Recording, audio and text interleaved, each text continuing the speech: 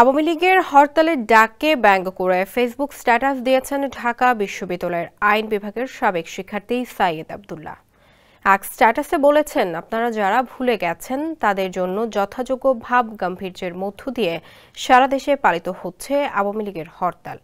বছর দেড়েক আগে একবার ছাত্রলীগের সভাপতি তার কর্মীদের শপথ নেওয়ায় মহাকাশ থেকে ভূগর্ভ পর্যন্ত দাপিয়ে বেড়াবে তারা।